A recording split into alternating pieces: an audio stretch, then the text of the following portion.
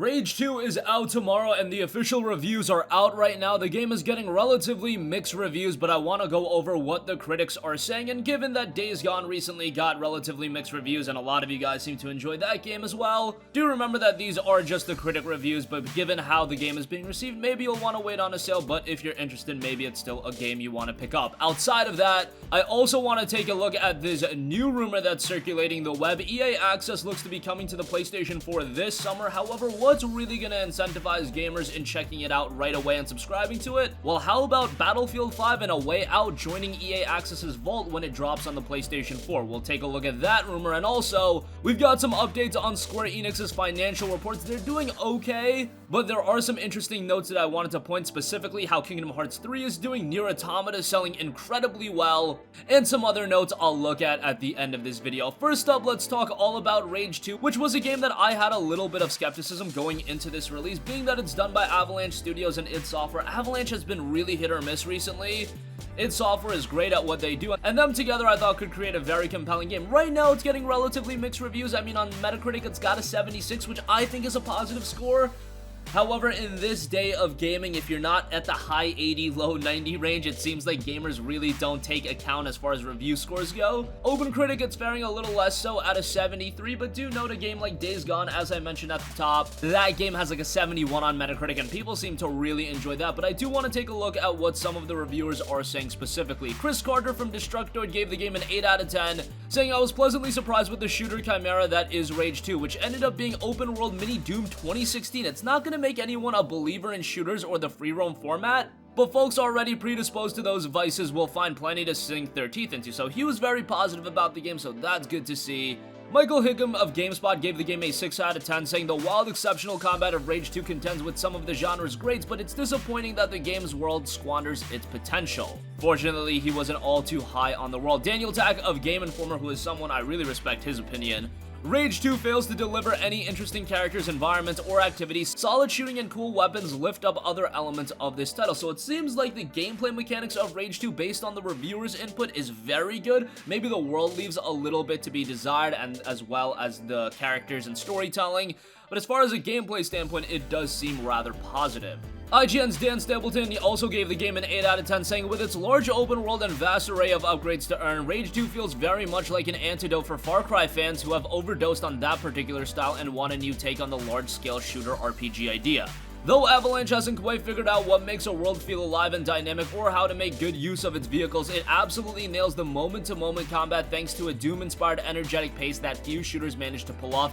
Combined with a steady stream of great weapons, abilities, and upgrades, its firefights are constantly reinvigorated even as mission objectives become repetitive. So IGN was pretty positive about the game, and those are just a few reviews that are posted right now as of the recording of this video. OpenCritic, it's at a 73, Metacritic, it's at a 76. Those are still pretty positive scores in my eyes. I know a 76 has been mitigated so much so where gamers look at a 76 and think, hey, that's a game that if I do buy, I'm waiting until it's in the bargain bin, which I have no problem with that. If you do want to wait for Rage 2 going on a sale, by all means do that. And given that it is a Bethesda game, and recently Bethesda published games have been going on sale rather quickly. A couple years ago, we had the release of Wolfenstein 2 and The Evil Within 2. Oh, would you look at that? A couple of sequels of less notable Bethesda franchise, and those games went on sale very quickly. Rage 2 not being received all too well. I don't think this game is going to be a gigantic commercial blockbuster. I could see it being down to $40 rather quickly, maybe even $30 by the end of summer. And given that there are already so many great games to play, is Rage 2 at the top of your priority list to pick up right away?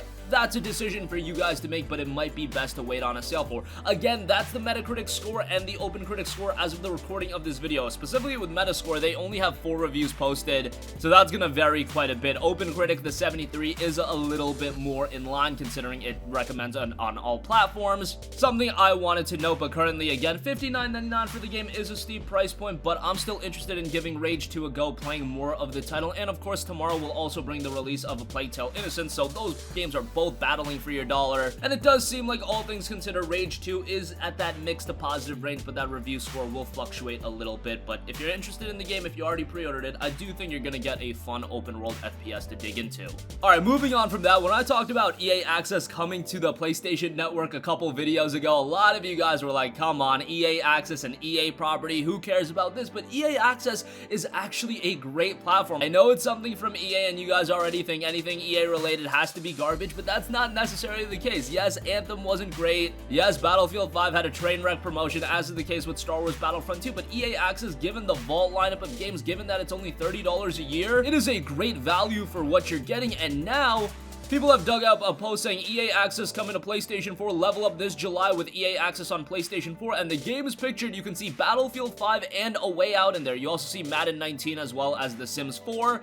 But Battlefield 5 being added as a vault title to EA Access, man oh man, that would be awesome. Given the fact that people spend $30 on Battlefield 5 alone, that is an incredible value given that you can get a year of EA Access for $30. And on top of Battlefield 5 and A Way Out, you'd get games like Burnout Paradise Remastered, Mass Effect Andromeda's on there, Titanfall 2, Unravel. There are a lot of great games on EA Access. Unfortunately, a lot of the bulk of the quality does come from a back catalog of EA titles like PlayStation 3 titles and Xbox 360 titles on the Xbox One. Obviously, those won't be playable on the PlayStation 4, but maybe as we head into the PlayStation 5, if it does have native backwards compatibility with PlayStation 3 titles, EA Access would only get better and better, but that's something a little ways away. Again, I know it's EA. I know a lot of you guys have your skepticism and hatred towards EA, but not everything they do is absolutely atrocious. They have put out good games in the past, and EA Access actually lets you play the good games from the past. Dragon Age Inquisition is on there as well. A lot of the sports titles are on there as well. UFC 3, I believe, is on there. Given that all the quality that they offer, given that they're regularly adding games, and given that it's super cheap, it's not like PlayStation Now where it's $20 a month, not like Game Pass where it's $10 a month, it's $5 a month or alternatively $30 a year.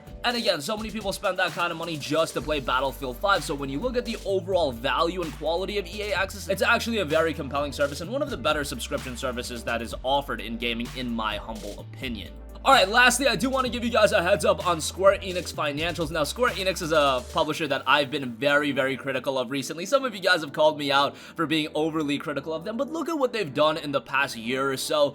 Games like The Quiet Man, games like Just Cause 4, Shadow of the Tomb Raider, Left Alive most recently, they've just been fumbling in a lot of regards. Now, they've also put out some very compelling releases: Kingdom Hearts 3, Final Fantasy 14, Dragon Quest 11, Dragon Quest Builders. They've definitely had quality titles, Nier Automata a while ago, Octopath Traveler, but it's been very, very hit or miss, and they released their financial results, and you might see that the company saw 8.2% year-over-year increase in net sales, but that's really thanks to big title releases such as Kingdom Hearts 3, Shadow of the Tomb Raider, and Just Cause 4. However, you also have to consider the fact that operating income dropped by 35.7% due to the higher costs associated with the release of the new title, Shadow of the Tomb Raider and Just Cause 4 being relatively big budget games, and honestly, from a commercial standpoint, they weren't absolute home runs. That is a little bit of a bummer, but all in all, Nier Automata has reached 4 million in sales, which is incredible. To think Nier, a follow-up to Nier, one of the most commercially underrated games of last generation. I mean, I talked about the original Nier prior to Nier Automata, about how that game was so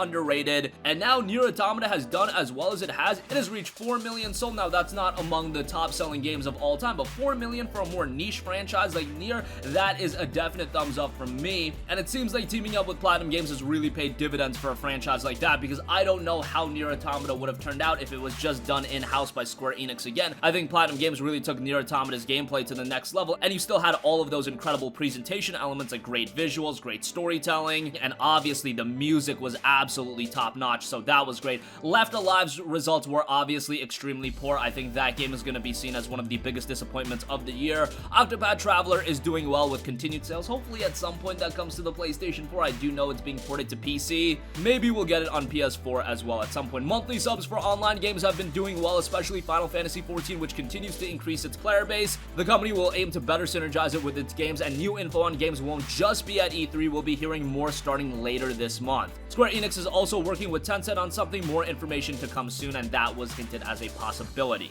Obviously, come E3, we're gonna get more information on the Final Fantasy VII Remake, and in terms of financials, that's gonna be a gigantic game for Square Enix, especially considering the fact that we might have an episodic release and they might be able to milk that game for a couple releases instead of just a one standalone release. And for the case of a game like Final Fantasy VII Remake, I do think that they can get away with it. But that's gonna conclude this video. Again, the Rage 2 reviews have been posted, looking a little mixed right now. 73 on OpenCritic, 76 on Metacritic for the PlayStation 4 version. But overall, if you're looking for a fun open world game that's not absolutely perfect in terms of storytelling and character development, I think there's gonna be a lot of fun to be had with Rage 2 based on the reviews. EA Access might be a great service on the PlayStation 4. Battlefield 5 and A Way Out look to be hitting that, and Square Enix financials are a little bit mixed, but let's hope they get back on track with their upcoming games like FF7 Remake and everything else that they have planned. That's gonna conclude this video. Sound off with all of your thoughts in the comment section down below. Thank you for watching, and goodbye. Hey guys, we hope you enjoyed the video, and if you did, make sure to hit the subscribe button, and if you're already subscribed, do us a favor and hit the bell icon. This way you'll be notified whenever we post a new video. That's the best way to keep up with all of our uploads, and we usually try to upload 2 videos a day. And with the bell icon hit, you'll be notified whenever we do upload a video. As always, thanks for watching.